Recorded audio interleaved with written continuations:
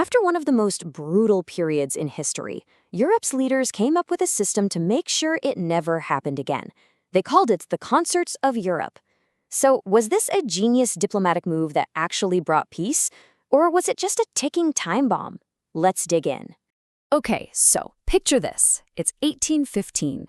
You're a European leader, and you have just survived 25 years of pure chaos. The French Revolution, Napoleon's wars, millions are dead. You're basically standing in the rubble of the old world with one massive question hanging over your head. How will we make sure this never, ever happens again? First, we've got to understand just how bad things were. I mean, this wasn't just some political argument. The entire continent was a wreck. Borders had been redrawn and then redrawn again, ancient royal families had been wiped out, and whole generations of young men were just gone. The old rules were completely out the window. But underneath all the smoke from the battlefields, the ruling class was haunted by something they found way scarier than any army. It was an idea. The idea of revolution, with all its talk about liberty and equality, that genie was officially out of the bottle, and they were absolutely desperate to shove it back in. So what was their big plan? Well, it was an ideology that would basically define the next 100 years, 19th century conservatism. And you have to understand, this wasn't just some casual political preference. No, this was a full-on playbook designed to turn back the clock and lock the door on revolution for good. And here's a really key point. When we talk about conservatism in this context, please do not think about modern politics. It's totally different. For them, this was all about preserving the institutions they believed held society together, for centuries, the monarchy, the church, and the wealthy landowners. In a world of total chaos, these were their anchors. And this right here, this sets up the great battle of the age. On one side, you have the revolutionary dream of liberty, equality, and progress. And on the other, the conservative demand for tradition, authority, and stability. This was a fight for the very soul of European society. And look, this wasn't just some knee-jerk reaction. There were serious intellectuals behind it. You had thinkers like Edmund Burke, who argued that society needed a natural elite to be in charge, because, in his view, the common people just couldn't rule themselves.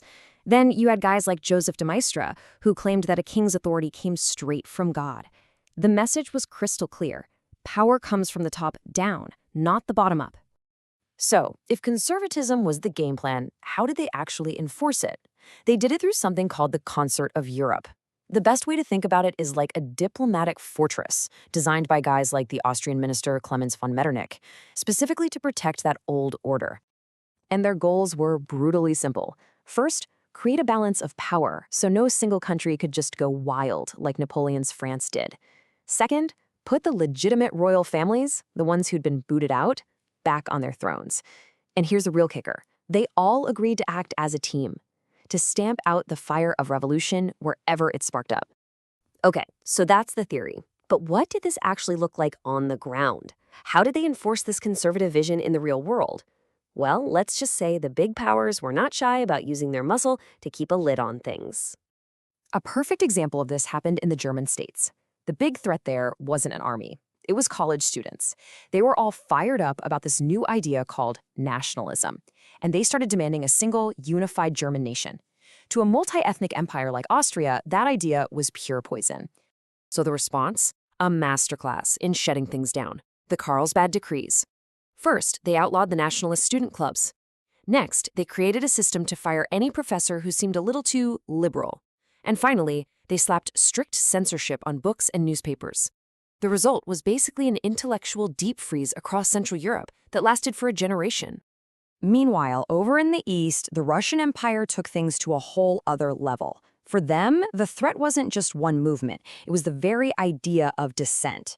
Russia basically set itself up as the ultimate fortress of autocracy, the final wall against all those liberal ideas seeping in from the West.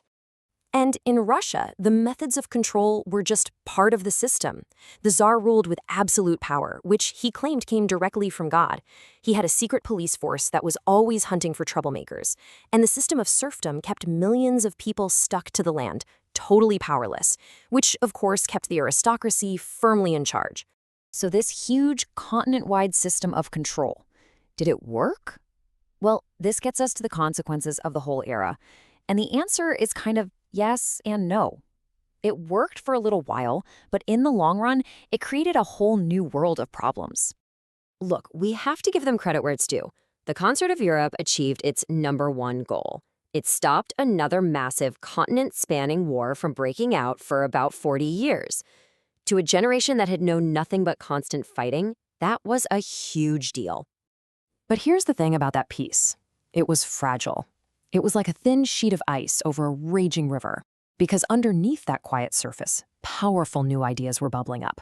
Dissent hadn't been eliminated. It had just been pushed underground. Yeah, those very forces the old order was so terrified of, liberalism and nationalism, they were actually getting stronger in the shadows. The calls for constitutions, for voting rights, for people to form their own nations, you can't just censor those ideas out of existence. And this brings us to what is probably the perfect metaphor for this whole period. By refusing to allow for any change, by clamping down on everything, the conservative system basically turned Europe into a giant pressure cooker.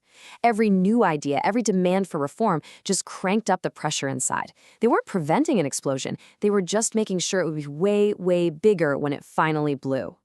Which leaves us with this huge question, one that's honestly just as important today as it was 200 years ago.